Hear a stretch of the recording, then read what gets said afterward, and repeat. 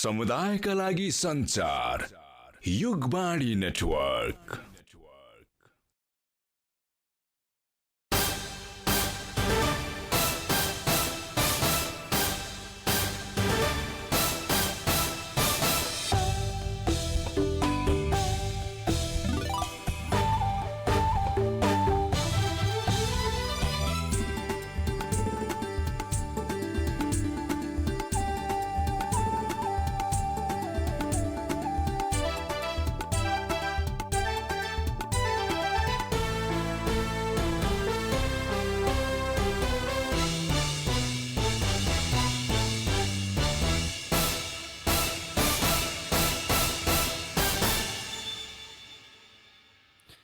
नमस्कार। युगवाणी मिडिया नेटवर्कले राजधानीमा तयार पारेको बिहान 9:30 बजेको खबरबानीबाट अनुसार स्वर र प्रज्वल साक्यको।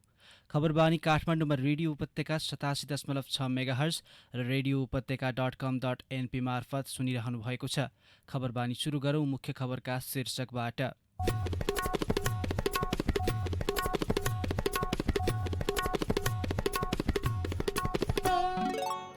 लुम्बिनीमा मन्त्री परिषद बैठक सकियो, एमाले संसदीय दलको बैठक सुरु। राष्ट्रिय सभाको बैठक बस्दै प्रधानमन्त्री देउवाद्वारा विपद प्रभावित क्षेत्रमा तत्काल बेली ब्रिज जडान गर्न निर्देशन। युरोपेली 6 देशद्वारा अफगान आप्रवासीको निर्वासन नरोक्न आग्रह। र राष्ट्रिय फुटबल टिमको बन्द प्रशिक्षण आजदेखि सुरु हुँदै। ओ माय गॉड विनिता, तिम्रो घरमा त अल्ट्राटेक ब्रान्डको सामान मात्रै पो देख्छु। हो नि, हाम्रो घरमा त अल्ट्राटेक ब्रान्डका घरायसी सामानले भरिएको छ। बलियो र टिकाउका साथै भरपर्दो सेवाको लागि टुक्क छु। त्यही त, kitchen chimney, cooking range, oven, fridge, induction चुलो, इन्फ्रारेड चुलो, स्ट्यान्ड फ्यान, वल फ्यान र आरो फिल्टर पनि रहेछ। यो आरो फिल्टरमा त तातो पानी र चिसो पानी पनि आउँछ। अनि तरकारी फलफुल पखाल्न डिटक्सिफायर पनि छ। म पनि आजै अल्ट्रा सोरुम जान्छु र सबै सामान लिएर आउँछु। कहाँ जाँदा उचित होला? अल्ट्राका घरायसी सामान देशैभर उपलब्ध छ। नजिकैको डिलर तथा डिस्ट्रिब्युटरमा जाने नि। For more details, visit www.ultragroup.com.np. Phone number 01411704 4117143. World Trade Center, 2nd floor, Tripureshwar. For dealer and distributor, 9851 000 505, Ultra Group.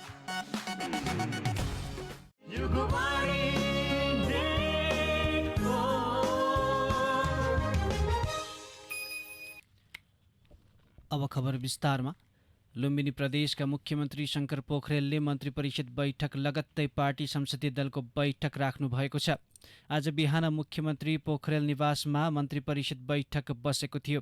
मन्त्री परिषद बैठकमा के छलफल भयो र निर्णय के गरियो भन्ने बारे खुलाइएको छैन।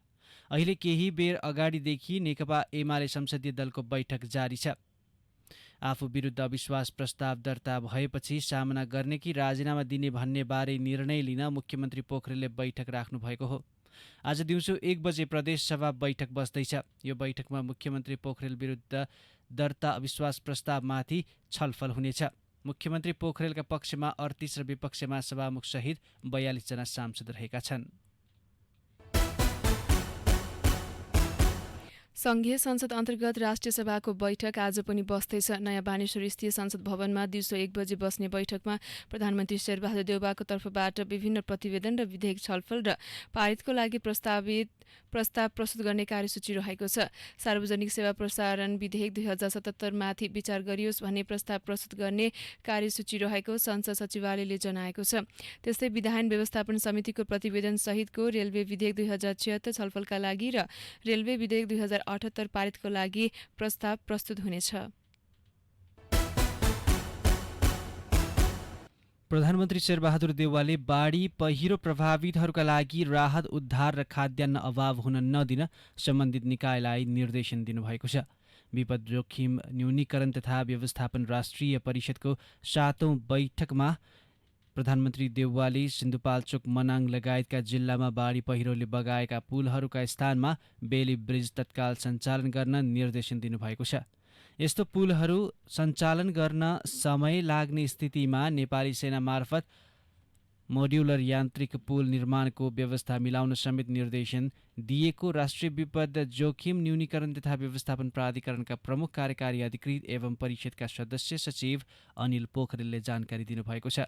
बैठकमा बाढी पहिरो र प्राकृतिक विपदबाट ठूलो क्षति भएको परिस्थितिको समीक्षा गरिनाका साथै मनसुन बाँकी नै रहेको अवस्थामा तीनै तहका सरकार र सबै सुरक्षा निकायको समन्वयमा राहत उद्धार र खाद्यान्न वितरणको व्यवस्था मिलाउन प्रधानमन्त्री देउवाले निर्देशन दिनुभएको छ। मेलम्ची क्षेत्रमा गेगरान सहितको ठूलो पहिरोले भएको क्षति सम्बन्धमा विश्वमा भएका सबै ज्ञान र सिपको प्रयोग गरेर निराकरणको उपाय पहिल्याउने बारेमा समेत छलफल भएको सदस्य सचिव पोखरेलले बताउनु भएको छ। प्रधानमन्त्री देउवाले प्राधिकरणलाई सशक्त बनाउन संस्थागत सुदृढीकरणका लागि O&M सर्वे गर्न तथा गृह मन्त्रालयले हाल परिचालन गरिरहेको विपद कोषलाई नियमावली बनाएर विपद जोखिममा तत्काल गर्नुपर्ने कामका लागि प्राधिकरणलाई हस्तान्तरण गर्न समेत निर्देशन दिएको पोखरेलले बताउनु भएको छ। प्रधानमन्त्री देउवाको अध्यक्षतामा सम्पन्न परिषदको बैठकमा सबै मन्त्रीहरू, मुख्य सचिव, राष्ट्रिय योजना आयोगका उपाध्यक्ष, चारै सुरक्षा निकायका प्रमुख उपस्थित हुनुहुन्थ्यो भने साथै प्रदेशका मुख्यमन्त्री कार्यालय जुम मार्फत जोडिएका थिए। नेपाली कांग्रेसका नेता गगन थापाले स्वास्थ्य सुरक्षाका मापदण्ड पालना नगरी परीक्षा सञ्चालन गरिएको प्रधानमन्त्री शेरबहादुर देउवाको ध्यानाकर्षण गराउनु भएको छ। प्रधानमन्त्री निवास बालुवाटारमा पुगेर थापाले प्रधानमन्त्री देउवाको ध्यानाकर्षण गराउनु भएको हो। प्रधानमन्त्री देउवाले यो विषयलाई गम्भीरताका साथ लिएको थापाले बताउनु भएको छ। साथै तत्काल पहल कदमी लिई ठोस निर्णय लिने कुराको विश्वास समेत दिलाएको उहाँले बताउनुभयो।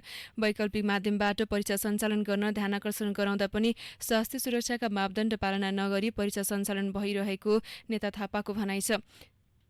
सत्तारूढ गठबन्धन निकट किसान संगठनहरूले किसानहरूलाई उच्च प्राथमिकताका साथ कोभिडको खोप प्रदान गर्न माग गरेका छन्। आज बिहान 7वटा किसान संगठनले संयुक्त विज्ञप्ति जारी गरी कोभिड प्रभावित किसानहरूलाई राहतका कार्यक्रमहरू पनि घोषणा गर्न माग गरेका हुन्। उत्पादनका लागि सहज वातावरण सिर्जना गर्न र देशलाई आसन्न खाद्य सङ्कटबाट जोगाउन उनीहरूले सरकारसँग माग गरेको संयुक्त विज्ञप्तिमा उल्लेख गरिएको छ। पूर्ववर्ती केपी ओली सरकारले गठन गरेको भूमि समस्या समाधान आयोग विघटन गरिनु स्वाभाविक भएको उनीहरूको भनाइ छ। साथै अधिकार सम्पन्न उच्च स्तरीय भूमि सुधार कार्यान्वयन आयोग बनाई तत्काल सो कार्य सम्पन्न गर्नका लागि किसान संगठनहरूको माग रहेको छ। त्यस्तै उनीहरूले तत्काल उखु किसानहरूको रकम भुक्तानी गराउन पनि सरकारसँग माग गरेका छन्। राष्ट्रसङ्घीय शान्ति मिसनका लागि लिइने नेपाल प्रहरीको आन्तरिक परीक्षाको प्रश्नपत्र लिक प्रकरण छानबिन गर्न गठित समितिले प्रहरी महानिरीक्षक शैलेन्द्र थापा छेत्रीलाई आज बिहान प्रतिवेदन बुझाएको छ। डिआइजी वसन्त लामाको संयोजकत्वमा गठित समितिले 3 जनालाई बर्खास्त गर्न सिफारिस सहितको प्रतिवेदन बुझाएको प्रहरी प्रवक्ता वसन्त कुँवरले जानकारी दिनुभएको छ। यस्तै समितिले अन्य 11 जनालाई विभागीय कारबाही गर्न पनि सिफारिस गरेको छ। बर्खास्तीमा पर्नेहरूमा प्रश्नपत्र चोरी गर्ने युएन शाखाका परिचर सुरेश बम, साइबर ब्युरोमा कार्यरत हवलदार कुमार शाह र सही जनक थापा रहेका छन्। प्रश्नपत्र लिने डिएसपीलाई भने विभागीय कारबाही गर्न सिफारिस गरिएको छ। साथै शान्ति मिसनमा जान लिइने नेपाल प्रहरीतर्फको आन्तरिक परीक्षा रद्द गरी नयाँ प्रश्नपत्र तयार गरी परीक्षा लिन पनि भनिएको छ। यस प्रकरणमा प्रहरी प्रधान कार्यालयले 3 दर्जन प्रहरी कर्मचारीलाई अनुसन्धानको दायरामा तानेकोमा डिएसपी रूपेश खड्का सहित 11 जना प्रहरी कर्मचारी दोषी देखिएका हुन्। दोषी प्रहरीलाई प्रहरी ऐन बमोजिम बर्खास्तीदेखि नसिहत र बढुवा रोक्कासम्मको कारबाहीका लागि सिफारिस गर्न प्रतिवेदनमा भनिएको छ। शान्ति मिसनका लागि लिइने परीक्षा हुनु 2 दिन अघि प्रश्नपत्र बाहिरिएको थियो। सत्तासी नेपाली कांग्रेसका भातृ संगठन नेपाल तरुण दलले देशव्यापी मास्क अभियान चलाउन जिल्ला अध्यक्षहरूलाई निर्देशन दिएको छ।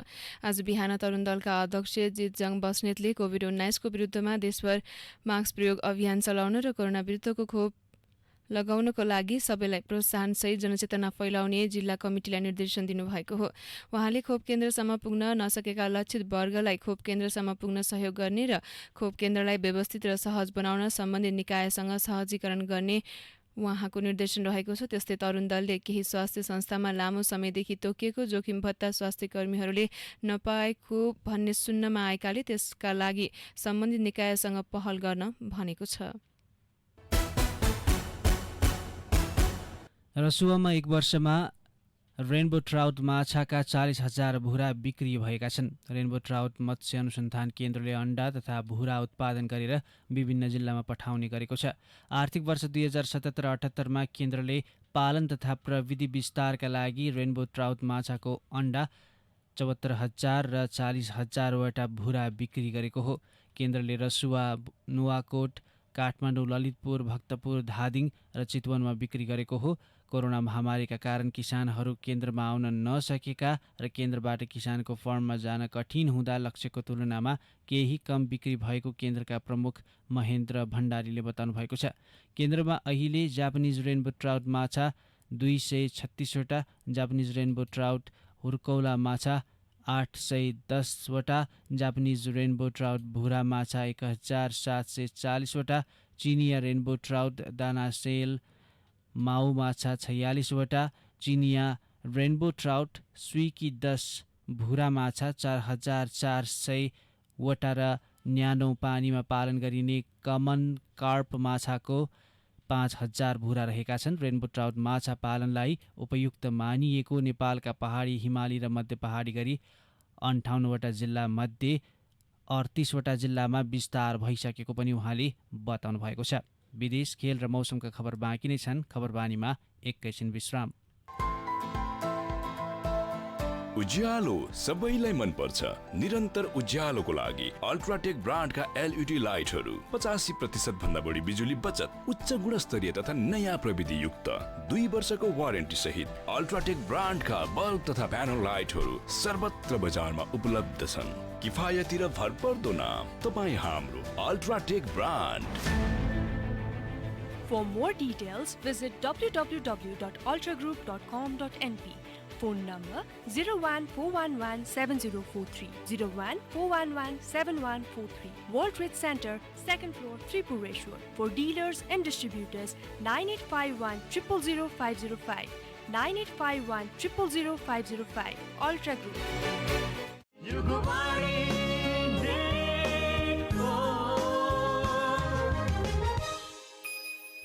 खबरबानीमा पुनः स्वागत छ। अब विदेशका खबर।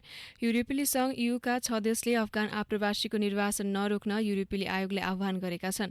Germany, Denmark, Austria, Belgium, Greece र नेदरल्यान्डका सरकारले युरोपेली सङ्घको कार्यकारी निकायसँग शरण सम्बन्धी कानुन अनुसार उनीहरूलाई शरणार्थी स्वीकार गर्न नसक्ने भए स्वदेश फिर्ता पठाउने अनुमति दिनुपर्ने बताएको एपीएफले जनाएको छ। यसअघि अफगानिस्तानले जुलाईमा युरोपेली देशलाई 3 महिनासम्मका लागि अफगान प्रवासीलाई जबरजस्ती आफ्ना नागरिकलाई देश नपठाउन आग्रह गरेको थियो। जुलाई 11मा अफगानिस्तानले गरेको अपिलपछि स्विडेन र फिनल्यान्डले अफगान शरणार्थीलाई जबरजस्ती फिर्ता गर्न रोकेका थिए। तालिबान विद्रोही र सरकारी सेनाबीच अफगानिस्तानमा लडाईँ हुँदै आएको छ। 10,000 मानिस आफ्नो घर छोडेर भाग्न र विभिन्न देशमा शरण लिन बाध्य भएका छन्। अमेरिकी राष्ट्रपति जो बाइडेनले अफगानिस्तानबाट सैनिक फिर्ता गर्ने आफ्नो निर्णयमा कुनै पछुतो नरहेको बताउनु भएको छ। अमेरिकी सहित नेटोमा आबद्ध सैनिक फिर्ता हुन थालेसँगै अफगानिस्तानमा तालिबान विद्रोहीको प्रभाव तीव्र गतिमा बढ्दो क्रममा छ। बाइडेनले अफगानिस्तानका नेताहरूलाई एकताबद्ध भएर आफ्नो देशका लागि लड्न सुझाव दिनुभएको छ। 20 वर्षदेखि जारी सैन्य अभियान अन्त्य गर्दै अमेरिका नेतृत्वको विदेशी सैनिक समूह फिर्ता हुने क्रम अन्तिम चरणमा पुगेका बेला अफगानिस्तानमा हिंसा बढ्दै गएको छ। अफगानिस्तानका 34 मध्ये कम्तीमा 8 प्रान्तका राजधानी तालिबानले कब्जा गरेका छन्। व्हाइट हाउसमा मंगलबार पत्रकारसँग कुरा गर्दै राष्ट्रपति बाइडेनले अमेरिकाले गरेको वाचा अनुसारको सहयोग अफगानिस्तानलाई जारी राखेको बताउनु भएको छ। हवाई आक्रमण मार्फत अफगान सैनिकलाई अमेरिकाले साथ दिइरहेको छ। यस्तै सैनिकहरूको तलब तथा आवश्यक सामग्री तथा खाद्यान्न सहयोग उपलब्ध गराइरहेको उहाँले बताउनु भएको छ। भिडन्तले विस्थापित भएकाहरू खुल्ला स्थानमा टेन्ट लगाएर वा त्यसै बस्न बाध्य छन्। संयुक्त राष्ट्र सङ्घका अनुसार गएको महिना तालिबान र सरकारी सुरक्षा बलबीच भएको भिडन्तको क्रममा 1,000 भन्दा बढी सर्वसाधारणको ज्यान गएको छ। युनिसेफले जारी हिंसामा बालबालिका निशानामा आउने क्रम दिन प्रतिदिन बढ्दै गएको बताएको छ। तालिबानले 2 प्रान्तीय राजधानी फारह सिटी र पल ए खुम्ब्र प्रान्त कब्जा गरेको छ। अफगानिस्तानका विभिन्न क्षेत्रमा अहिले पनि भीषण युद्ध जारी छ। अमेरिका तथा अफगानिस्तानका युद्ध विमानले हवाई आक्रमण गरिरहेका छन्।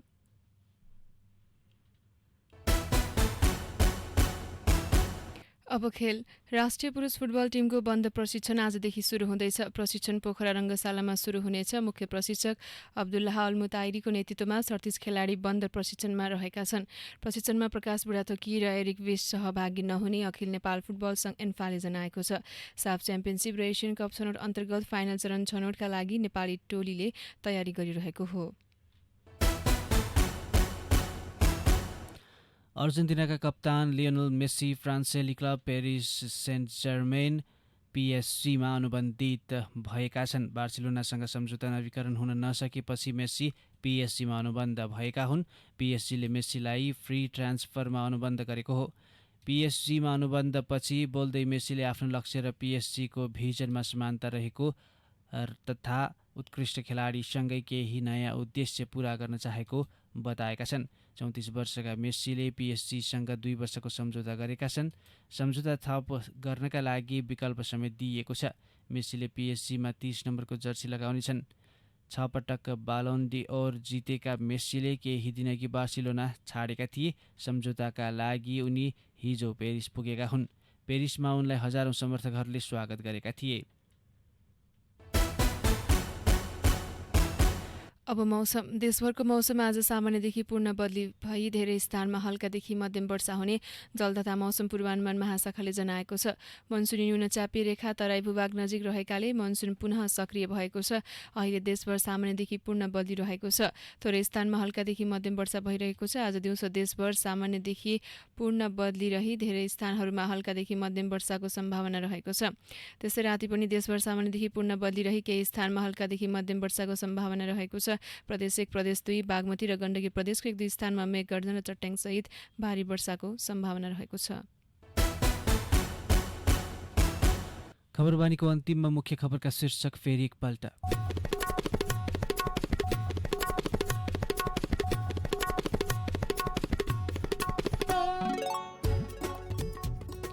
लुम्बिनीमा मन्त्री परिषद बैठक सकियो। एमाले संसदीय दलको बैठक सुरु।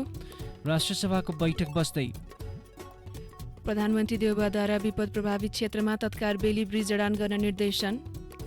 युरोपेली 6 देशद्वारा अफगान प्रवासीको निर्वासन नरोक्न आग्रह। र राष्ट्रिय फुटबल टिमको बन्द प्रशिक्षण आजदेखि सुरु हुँदै। युगवाणी मिडिया नेटवर्कले राजधानीमा तयार पारेको खबरबानी अहिलेलाई यति नै। 11:30 बजे खबरबानी लिएर फेरि आउनेछौँ। यसपछि संवादबानीको पुनः प्रसारण सुन्न सक्नुहुनेछ। हामीलाई सुन्दै रहनुहोला। नमस्कार।